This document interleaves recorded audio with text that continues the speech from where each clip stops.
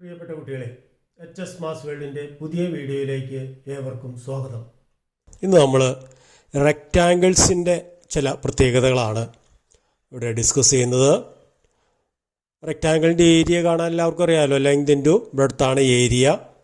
ഞാനിവിടെ ഒരു റെക്റ്റാങ്കിൾ വരച്ചിട്ടുണ്ട്.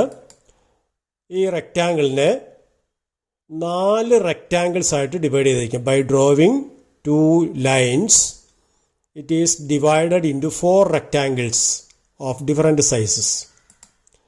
ഇതുപോലെ 4 റെക്റ്റാങ്കിൾസ് ആയിട്ട് ഞാൻ ഡിവൈഡ് ചെയ്തിട്ടുണ്ട്. 4 റെക്റ്റാങ്കിൾസ്. നമുക്ക് ഈ റെക്റ്റാങ്കിൾസിൻ്റെ ഒക്കെ ഏരിയ നോക്കാം. ഇതിൻ്റെ ടോട്ടൽ ലെങ്ത് 6 + 4 10 സെൻറ്റിമീറ്റർ ആണ്, 10 യൂണിറ്റ് ആണ്. ടോട്ടൽ ബ്രെഡ്ത്ത് 4 + 2 6 യൂണിറ്റ് ആണ്. അപ്പോൾ അതിനെ 2 ലൈൻസ് വരച്ച് 4 റെക്റ്റാങ്കിൾസ് ആയിട്ട് മാറ്റിയിരിക്കുകയാണ്, 4 ചതുരങ്ങളായിട്ട് മാറ്റിയിരിക്കുകയാണ്. അപ്പോൾ ഇതിലോ ഈ ഒന്നാമത്തെ ചതുരത്തിൻ്റെ ഏരിയ എന്തായിരിക്കും? What is the area of this first rectangle? Length 6, breadth 4. അപ്പോൾ 6 × 4 24 സ്ക്വയർ യൂണിറ്റ് ആയിരിക്കും ഇതിൻ്റെ ഏരിയ. ഈ റെക്റ്റാങ്കിളിൻ്റെ ഏരിയ 24 സ്ക്വയർ യൂണിറ്റ് ആണ്. ഇനി അടുത്ത റെക്റ്റാങ്കിളിൻ്റെ ഏരിയ നോക്കിയാലോ. ഈ റെക്റ്റാങ്കിളിൻ്റെ ഏരിയ, അതായത് ഇതിൻ്റെ ലെങ്ത് 4 ആണ്, അതെ, ബ്രെഡ്ത്തും 4 ആണ്. 4 × 4 16 വരും. കാരണം ഇത് ഈ ഡിസ്റ്റൻസ് 4 എന്ന് പറഞ്ഞിട്ടുണ്ട്. അപ്പോൾ ഇത് 4 ആണ്. അപ്പോൾ 4 × 4 16 ആയിരിക്കും. ഏത്? ഈ രണ്ടാമത്തെ rectangle, second rectangle. Area of the second rectangle is 16 square unit. And what about area of third? Area of third rectangle is length 6 unit, breadth 2 unit. അപ്പോൾ 6 × 2, that is 12 square unit is the area of the third rectangle. Then what about the fourth rectangle?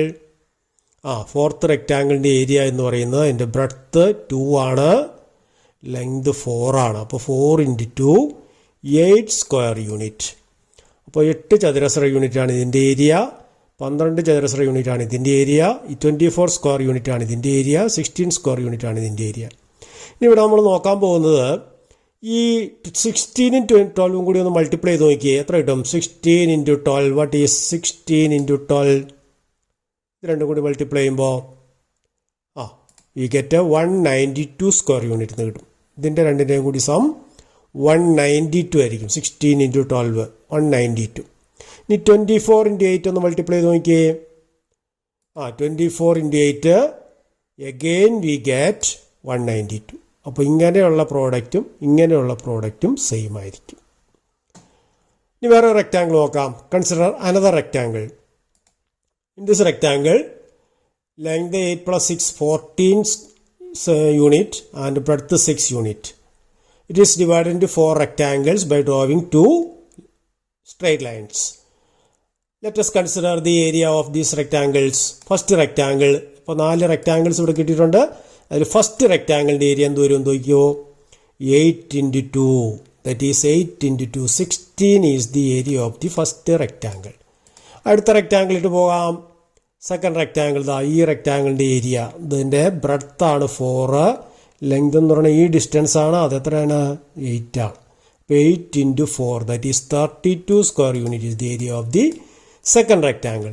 And third റെക്റ്റാങ്കിളോ 6 unit length, breadth 2 unit. ഇത് 2 ആണ്, so 2 unit. അപ്പോൾ 6 × 2 12. So 12 square unit is the area of the third rectangle.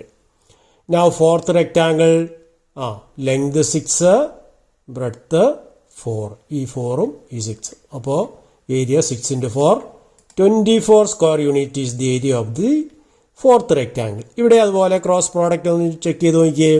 32 × 12 എന്തായിരിക്കും? What is 32 × 12? 32 × 12 എന്ന് പറയുന്നത് എത്ര കിട്ടും? 384 square unit ആണ്. അപ്പോൾ 32ഉം 12ഉം കൂടി മൾട്ടിപ്ലൈ ചെയ്യുമ്പോൾ 384. 16ഉം 24ഉം കൂടി മൾട്ടിപ്ലൈ ചെയ്താലോ 16 × 24.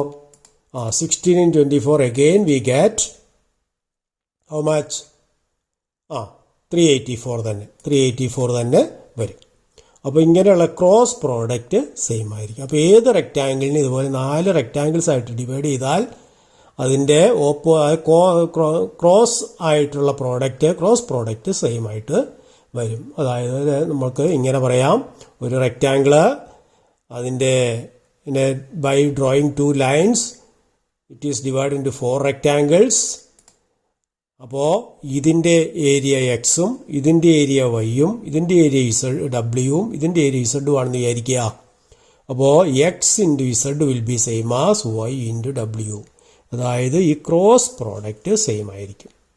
അപ്പോൾ ഈ റിസൾട്ടാണ് നമ്മളിന്ന് ഡിസ്കസ് ചെയ്തത്. അതായത് X Z equal to Y W, X Z equal to Y W എന്ന് കിട്ടും. അതായത് ഇങ്ങനെ ക്രോസ് പ്രോഡക്റ്റ് സെയിമായിരിക്കും. അപ്പോൾ റെക്റ്റാങ്കിളിൻ്റെ ഒരു പ്രത്യേകതയാണിത്. അപ്പോൾ ഇതെല്ലാവർക്കും മനസ്സിലായെന്ന് വിചാരിക്കുന്നു. Thank you.